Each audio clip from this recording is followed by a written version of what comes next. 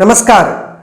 आज जिस बीमारी से हम रूबरू हो रहे हैं, कोरोना वायरस कोविड-19, उसके बारे में आने वाले एग्जाम्स में अनेक प्रकार के क्वेश्चन पूछे जा सकते हैं। तो सबसे पहले इस बीमारी के जो संबंधित क्वेश्चन है उनको हम 3 चरणों के अंदर अध्ययन करते हैं। इस बीमारी के लक्षण, इसके प्रभाव और विश्व के अंदर इसका क्या व्यापक प्रभाव रहा और भारत के अंदर और अपने स्टेट राजस्थान के अंदर इसके क्या प्रभाव रहे। तो ऐसी बीमारी जिसने विश्व के अंदर एक स्पोर्डिक डिजीज बनी और पेंडेमिक डिजीज बन के रह गई। स्पोर्डिक डिजीज का अर्थ है एक क्षेत्र विशेष के अंदर होने वाली बीमारी और पेंडेमिक का अर्थ है पूरे विश्व के अंदर फैलने वाली बीमारी।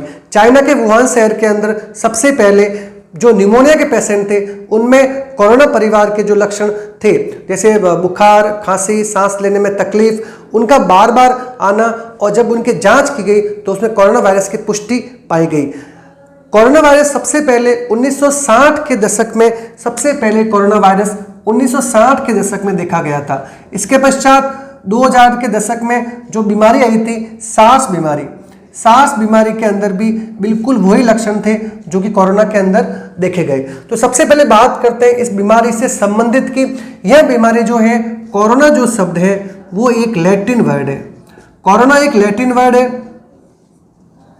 इसका नाम कोरोना इसलिए है क्योंकि इस वायरस की सूक्ष्म दृष्टि से जांच करने पर यह वायरस जो है उसमें ताज की संरचना दिखाई देती है, क्राउन की संरचना दिखाई देती है, इसीलिए इसका जो नाम है वो कोरोना है। अब कोरोना जो वायरस है, WHO ने इस वायरस का जो पूर्व नाम था वो SARS-CoV-2 था।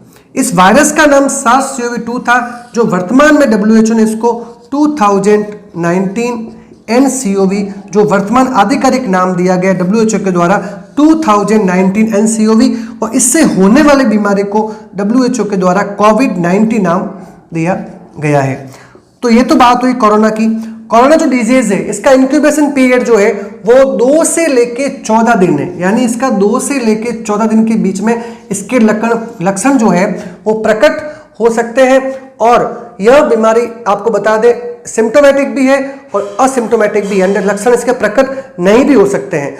और दूसरी बात, कोरोना वायरस की जो बीमारी है वो सबसे ज़्यादा हमारे जो लंग्स को इफेक्ट करती है।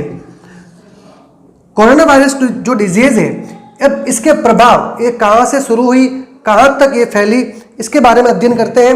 तो कोरोना वायरस की डिजीज जो है वो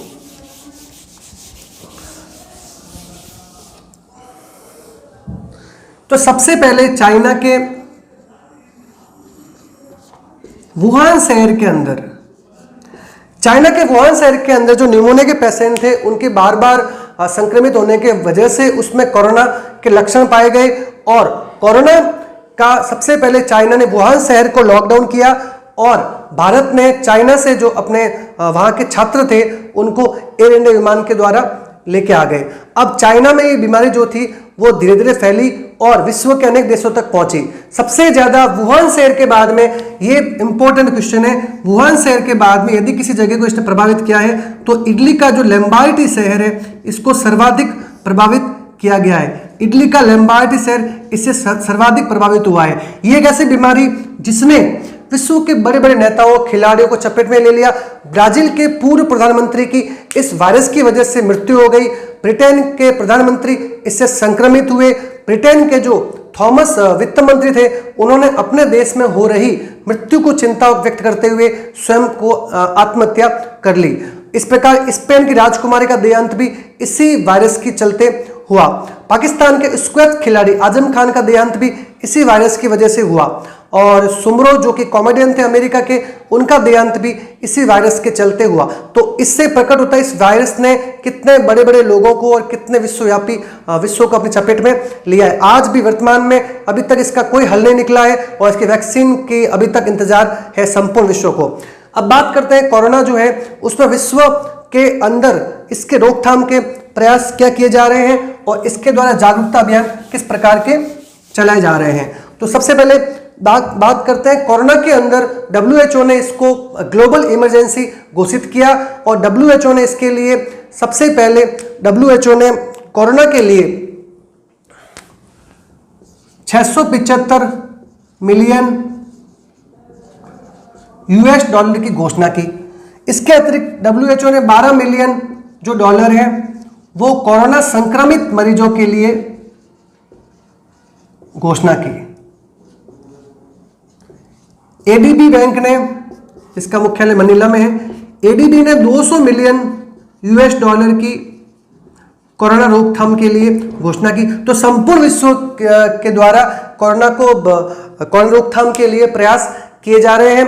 और ऑस्ट्रेलिया के अंदर कोरोना परीक्षण जो वैक्सीन बनाई जा रही है उसका जो नेतृत्व है भारत के डॉक्टर जो है वो एस वासन के द्वारा उसका नेतृत्व किया जा रहा है। तो ये भी एक इंपॉर्टेंट क्वेश्चन है। अब बात करते हैं कोरोना जो वायरस है उसके द्वारा क्या प्रभाव रहे। कोरोना वायरस के द्वारा कौन कौन सी चीजें कैंसिल हुई। टोक्यो ओलंपिक कैंसिल हुए, 1 साल के टोक्यो ओलंपिक कैंसिल हुए। और सबसे पहले टोक्यो ओलंपिक से किसी ने नाम वापस लिया था तो वो कंट्री पूछी जा सकती है, वो कंट्री थी कनाडा।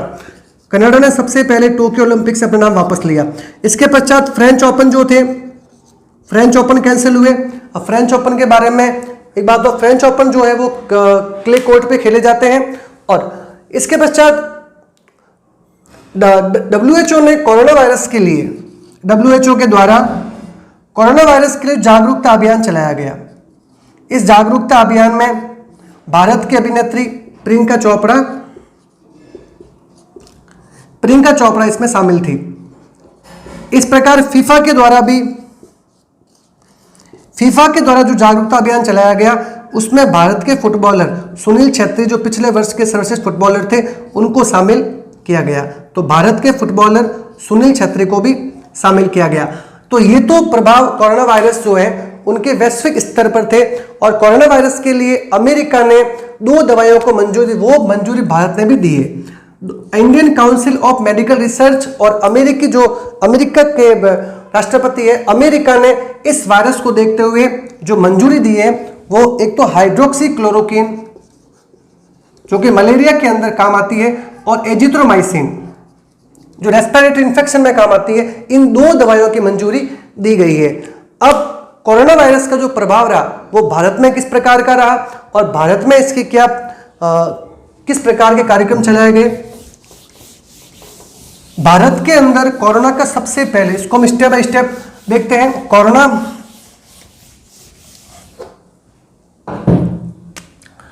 भारत के अंदर कोरोना का पहला जो केस था वो केरल के अंदर आया। केस आने पर केरल के द्वारा ब्रेक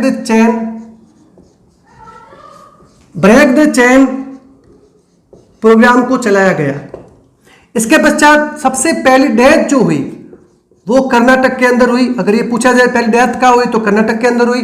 और कर्नाटक के द्वारा जो थे नमस्ते ओवर हैंडशेक ये कार्यक्रम चलाया गया। इसके पश्चात कोरोना जो है वो उत्तर भारत की तरफ फैलता गया और महाराष्ट्र के अंदर वर्तमान में इसके सबसे ज्यादा पेशेंट पाए गए हैं। महाराष्ट्र के अंदर रिलायंस के द्वारा, अंबानी ग्रुप के द्वारा कोरोना के लिए 7 हिल्स हॉस्पिटल समर्पित किया गया। इसके अतिरिक्त उड़ीसा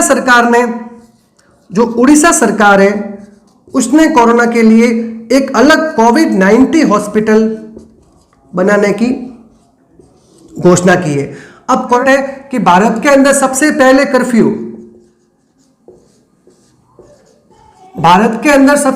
कर्फ्यू जो लगा वो पंजाब ने लगाया था। हरियाणा स्टेट ने कोरोना को सबसे पहले महामारी घोषित किया। तो सबसे पहले महामारी हरियाणा स्टेट के द्वारा घोषित किया गया और राजस्थान ने सबसे पहले इसको लॉकडाउन किया। तो सबसे पहला लॉकडाउन जो था वो राजस्थान स्टेट के द्वारा किया गया था। कोरोना वायरस के चलते अनेक प्रकार के प्रोग्राम चलाए गए। तो सबसे पहले देखते हैं दिल्ली गवर्नमेंट के द्वारा ऑपरेशन शील्ड चलाया और 5T प्रोग्राम चलाया। उसके बाद पंजाब सरकार ने गोवा पंजाब चलाया। इसके पश्चात उड़ीसा सरकार ने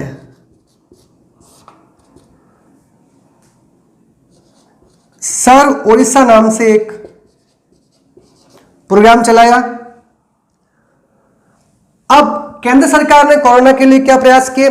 सेंट्रल गवर्नमेंट के द्वारा सबसे पहले सेंट्रल गवर्नमेंट के द्वारा क्या प्रयास किए गए? सेंट्रल गवर्नमेंट के द्वारा सार्स कोविड-19 जो इमरजेंसी फंड था उसमें $10 मिलियन देने की घोषणा सेंट्रल गवर्नमेंट के द्वारा की गई। सार्स कोविड-19 के संगठन के द्वारा जो क्षेत्रीय संगठन है साउथ ईस्ट एशियन नेशंस का, उसमें $10 मिलियन देने की घोषणा भारत सरकार के द्वारा की गई। केंद्र सरकार के द्वारा आयुष्मान भारत योजना, जिसे पीएम जन आरोग्य योजना भी कहा जाता है, उसके द्वारा कोविड-19 के जो पेशेंट हैं उनके फ्री इलाज की घोषणा की गई। भारत सरकार के द्वारा मनरेगा की जो मजदूरी थी, जो पहले 182 रुपये हुआ करती थी, उसमें 20 रुपये का इजाफा किया गया और वर्तमान में मनरेगा की प्रति व्यक्ति मजदूरी जो है वो 200 रुपये की गई है। इसके अतिरिक्त भारत सरकार के द्वारा 3 महीने तक कोरोना का प्रभाव जो चल रहा है उसको देखते हुए 3 महीने तक जनधन खाते में महिला के नाम से 500 रुपये प्रति माह देने की घोषणा की गई। तो भारत सरकार के द्वारा इसके अतिरिक्त भारत सरकार के द्वारा कोरोना संक्रमित व्यक्ति को ट्रैक करने के लिए 2 ऐप लॉन्च किए गए, कोरोना कवच और आरोग्य सेतु।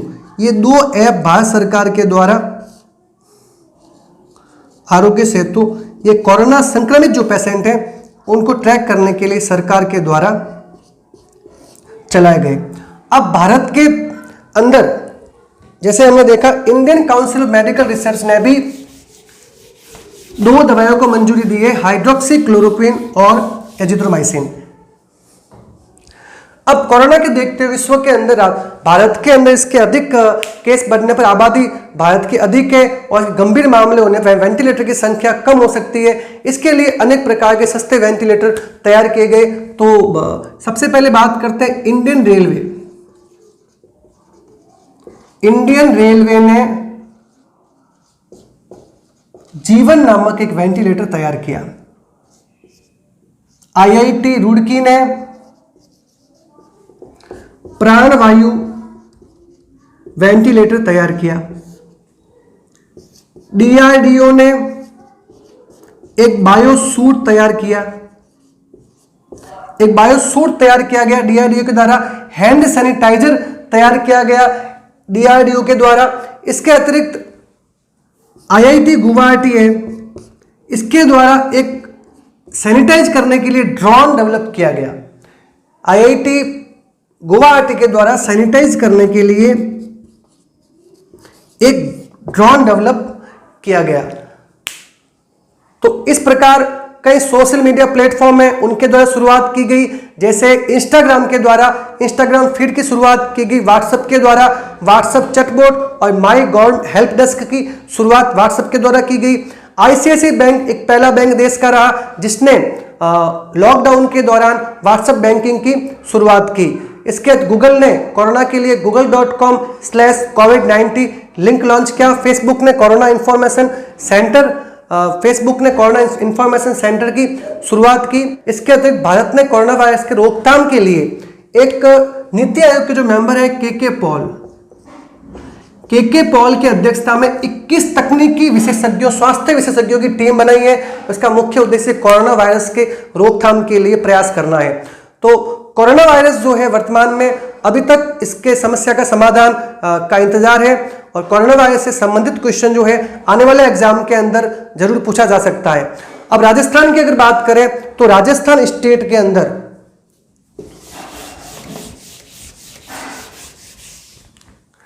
इससे पहले बात कर लेते लॉकडाउन की। सबसे पहले 22 मार्च को देश के अंदर जनता कर्फ्यू का ऐलान किया गया। जनता कर्फ्यू लगाया गया 14 घंटे के लिए, सुबह 7 से रात को 9 बजे तक। इसके बाद 25 मार्च को 21 दिन के देशव्यापी लॉकडाउन किया गया। स्टेप बाय स्टेप देखते हैं। इस लॉकडाउन को सबसे पहले जो है 30 अप्रैल तक आगे बढ़ाने वाला जो राज्य था वो था उड़ीसा। उड़ीसा राज्य ने सबसे पहले लॉकडाउन को आगे बढ़ाया था। तो जहां फर्स्ट पूछा जाता है वो सबसे इंपॉर्टेंट क्वेश्चन हो जाता है। अब कोरोना वायरस के दौरान हैंड सैनिटाइजर जो थे, सैनिटाइजर और मास्क की आवश्यकता सबसे अधिक महसूस की गई और ये ब्लैक में बिकने लगे।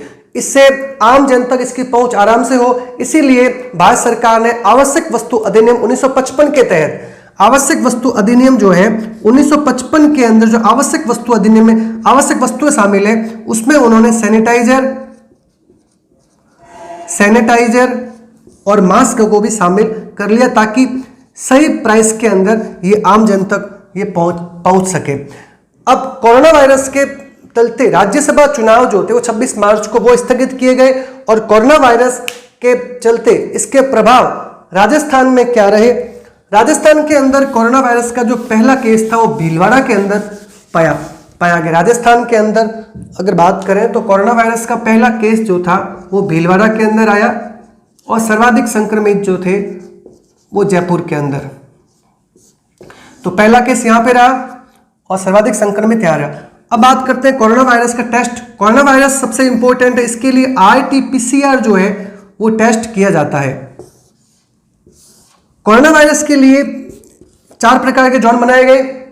ग्रीन जोन जहां कोई केस नहीं, ऑरेंज जोन, रेड जोन और कंटोनमेंट जोन। ये 4 जोन जो है उनमें क्षेत्र को डिवाइड किया गया शुरुआत के अंदर। अब कोरोना वायरस जो है उसके जो शुरुआत है उसको भी अगर बांटा जाए तो ये हमें याद रखना है, प्रोफेसर विल्सन ने इसे 4 भागों में डिवाइड किया है। तो कोरोना वायरस के बारे में क्वेश्चन जो एग्जाम के अंदर पूछा जा सकता है उसमें अधिकतर क्वेश्चन का समावेश इसमें कर लिया गया है। तो आज इस वीडियो में इतना ही। धन्यवाद।